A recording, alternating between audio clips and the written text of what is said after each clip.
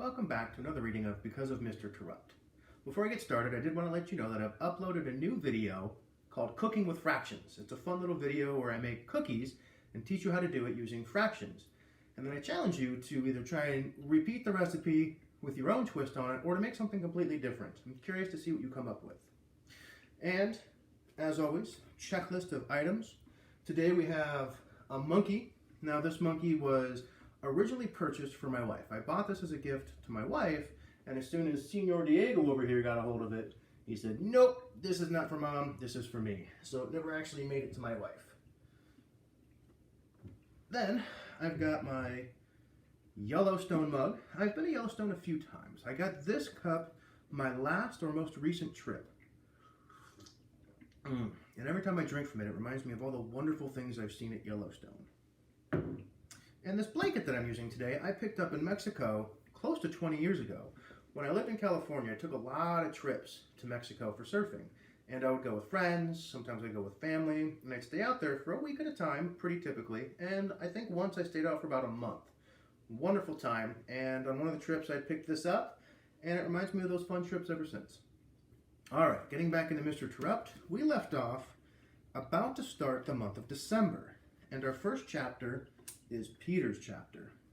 Let's see what kind of shenanigans Peter pulls this time. Last month, Mr. Terupt told us we had to read some stupid book and go spend some time with the special kids. That's what I thought at first anyways. That was what I had always thought. The collaborative classroom was where the special kids went to school. I guess it was James who made me change my mind. I mean, the Summer of the Swans was okay, sort of, but the collaborative classroom wasn't what I thought at all. The kids were actually really cool, especially James. If something spilled on the floor, or if there was a bunch of objects spread out on the table, he could tell you how many objects there were just by looking at them. I mean, he could tell you immediately, no counting required, no matter how many objects there were. 312 forks, 813 Legos. He always got it right. And James was kind of cool to hang out with. He gave me low fives, not high fives, because eye contact was tough for him. And we played a lot of games together. I liked going to see him. So, I liked Mr. T's next idea. He never seems to run out of ideas. Okay guys, here's the deal, he told us in December. We're going to have a holiday party like every other class, but ours will be different. Of course, I blurted out. That's no surprise. I do that sometimes. I open my mouth before thinking occurs. I just say what comes out.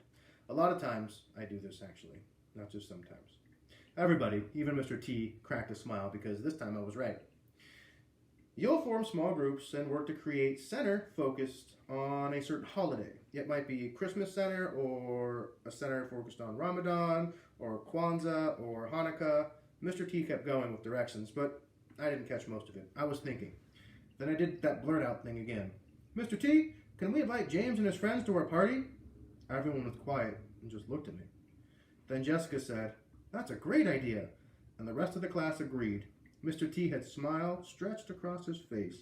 He just nodded agreement, and I thought I saw him wipe a tear away from his eye, though I don't know why he would do that.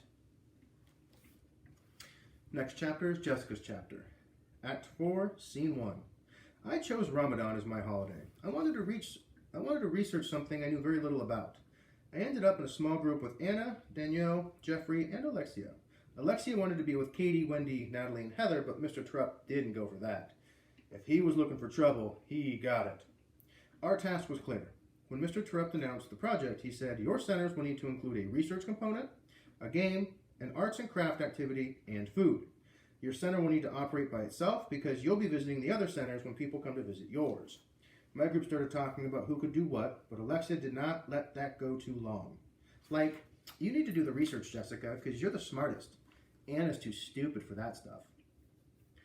Anna just stared at the floor. She used to do a lot of that, but not as much these days. It wasn't just her head that went down this time. Her whole body sagged after Alexia's nasty comment. Alexia looked at Jeffrey next, but she didn't have the nerve to say anything to him. Then she smiled at me, Danielle, and said, she got nothing in return. Then smiled at me and Danielle, but she got nothing in return from me, but I could see Danielle half smiling at her comment. Jeffrey and I collaborated on the research, while Anna and Danielle were in charge of designing the arts and crafts activity. I wanted to work with Jeffrey. I had shared my secret with him, and he needed another chance to share his with me. Anna and Danielle had done fine together with the plants, so I knew they'd work well together this time too. Plus, I hoped Danielle would become friends with Anna despite her grandmother's warnings. Alexia named herself as our group manager. According to her, she was responsible for overseeing all the work. Or as she put it, like, I'll just watch and make sure everybody's doing what they're supposed to do. I'll be like our manager. I think she meant to say boss. When we went along with Alexia's grand plan because it was easier to do that than not have her involved in our tasks at all. But that wasn't good enough for Alexia. Nope, she tried her best to get everybody mad at each other. That's what she's all about. Anybody know anybody like that? They seem happier when they're making people upset with each other. Act 4, Scene 2. One day during project time, I was meeting with Jeffrey and Anna, discussing how to put our centers together. Danielle was nearby, organizing the arts and crafts materials that she and Anna had been working on tirelessly to create. Then Alexia made her move. Like, don't you guys think Danielle should be in charge of the food? Alexia said loud enough for Danielle to hear. I braced myself for what was coming next. I mean, just look at her. She's like so fat, she must be good with food, right? Danielle hurried out of the room. None of us said or did anything. It was as if we thought pretending nothing had happened would make everything better. But it didn't. My turn to be hurt came next, and Alexia did not spare me. Anybody ever feel that way sometimes? When you see something bad or wrong happening and you feel like if you just pretend it's not happening, you can pretend like it didn't happen at all? Well, that's not the case. Act 4, Scene 3. Jeffrey and I decided that making trivia game about Ramadan was the perfect way for people to learn about our holiday and what we had researched about it. It took loads of work. We had just finished writing all of our research as questions on the trivia cards. Enter Alexia. She must have just come from the bathroom. She was wearing a fresh, shiny lip gloss and was chewing a new piece of gum. She paraded over to us with an exaggerated hip motion in her jean skirt and zebra tights. Bent down, grabbed some of the trivia cards. She looked over them, but I don't think she was really reading any of them. Then she snapped her gum that she wasn't supposed to have. Like, nobody's going to understand these questions, staring right at me as she said this. Nobody ever understands you, not with all your stuck-up words. Like, you just want to make everyone else feel stupid. You think you're so smart. And then she flicked the card at me. That wasn't true. I don't try and do that. Act 4, Scene 4. Enter Mr. Terupt. Alexia? I looked up. I didn't even know he was there. And Alexia didn't either. She spun around, alarmed. I think it's time for you to follow me. He escorted her out of the room. They were gone for a while.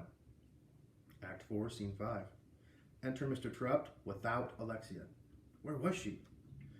I need to talk to the four of you now, he said, looking at Jeffrey, Danielle, Anna, and me. We sat down in our project area. I've watched Alexia be unpleasant to all of you, and I hoped that one of you was going to stand up to her and tell her to stop. But none of you did. I looked down. I knew I should have done something. I wasn't strong like the friends I read about in my book. If you people let other people get away with being mean, they're going to keep being mean. You need to stick up for each other. Even Alexia isn't tough enough to make fun of you, not if all four of you stick together. I could feel Mr. Terupt's eyes on me. He leaned forward, trying to peer up into my face. He tried to make eye contact with each of us as we all stared at the floor. You should be disappointed, he said. You should stand by each other. That's what being friends is all about. Still, we sat quiet. Anna wiped her eyes, and so did Danielle. Don't sit and pout, Mr. Terupt said. That won't help anything. You need to keep working. You need to learn from this, and don't make the same mistake again. Exit Mr. Terupt. Act 4, Scene 6. What was Jeffrey thinking, I wondered? What were Danielle and Anna feeling? I'm never talking to Alexia again, Danielle said. Me neither, Anna added. Well, that's no better, I said. We don't have to be friends with her, but we can't shut her out. We have to be bigger people.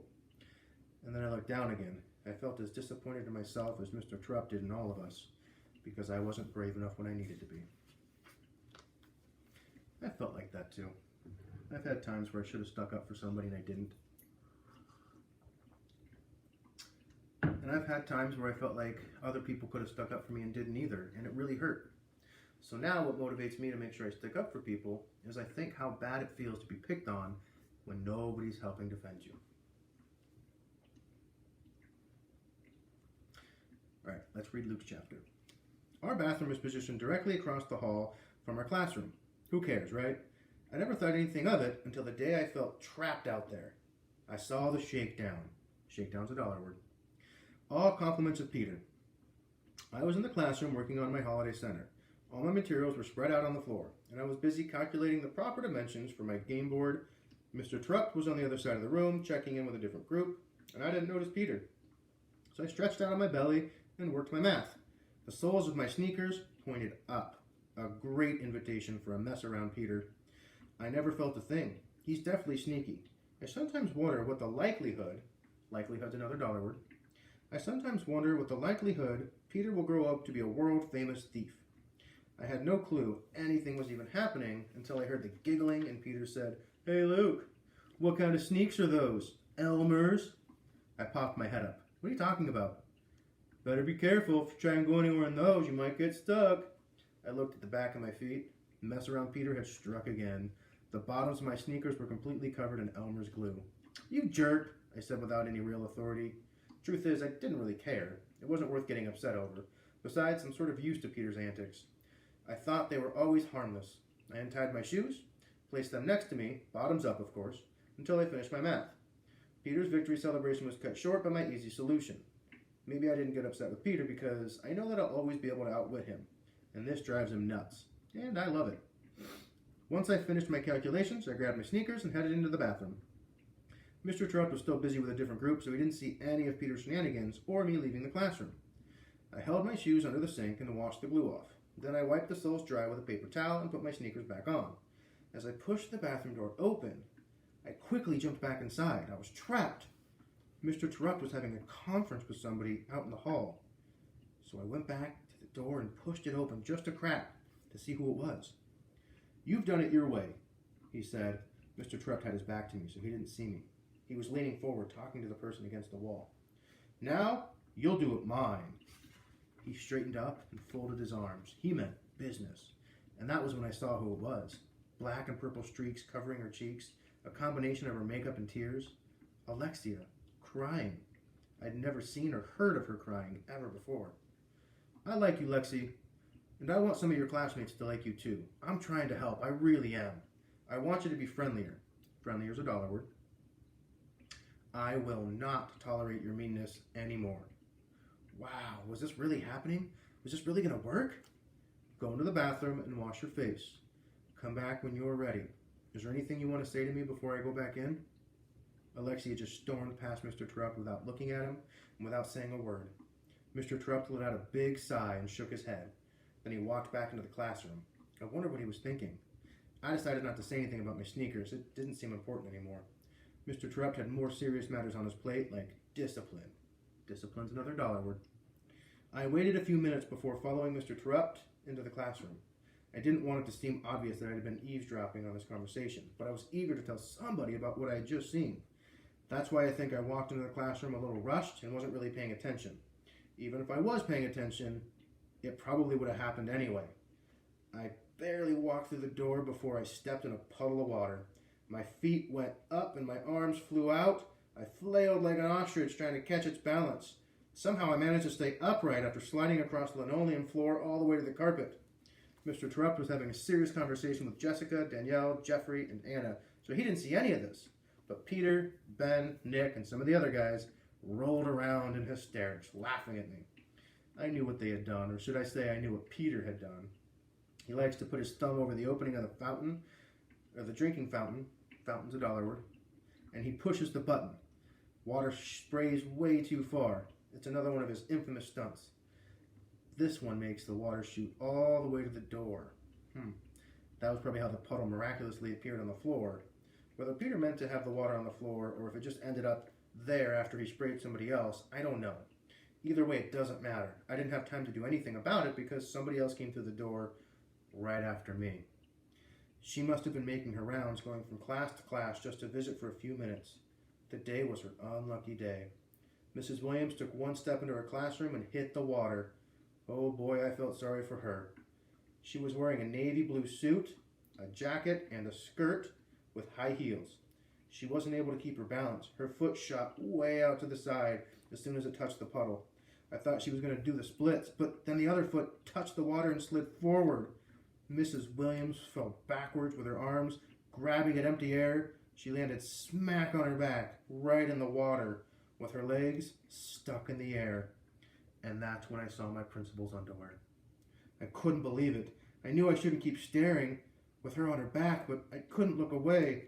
The whole class gawked at her multicolored underwear. And that's not the best of it, or the worst of it, if you're Mrs. Williams anyway. Her underwear was a bit discombobulated. In other words, she had a wedgie. It was unbelievable. I'll never forget it, not as long as I live, I swear. It was the day I saw my principal's underwear. Oh boy. Mr. Terupt rushed over to help her. The rest of us fought to keep from laughing. It was our principal after all, and even Peter wasn't snickering. He actually looked a little nervous. Mrs. Williams, are you okay? Mr. Terupt said, helping her to her feet. Peter, get some towels to wipe up this water. Why did he pick Peter? Did he pick him because he knew Peter's antics led to the water being on the floor? I'm sure it was Mr. Terupt's way of letting Peter know that he knew Peter had done this. I'm okay, Mrs. Williams said, brushing herself off, trying to smooth out her clothes. I'm sorry for interrupting. And she just turned and left. Wow, how embarrassing. As soon as the door closed behind her, the laughter and the whispers started. Clearly this can't happen again, Mr. Terupt said. We're lucky Mrs. Williams didn't get hurt, or that somebody else didn't either. I expect we won't have water pooled on the floor like that again. Mr. Terupt looked directly at Peter after saying this. Oh yeah, he knew. He shook his head and then walked over to his desk. I thought for sure this would be unequaled. Unequaled is a dollar word. I thought for sure this event would be unequaled by any other for the rest of the year. Little did I know that something much bigger was coming our way. Wow, that was pretty big. I don't know what else could be bigger. I bet you're wondering the same. So we're going to stop here. We'll pick up again next time with Alexia's chapter. I'm curious what she's thinking after Mr. Terupt's conversation with her. I hope you're enjoying this read aloud. Maybe you're just napping while I read.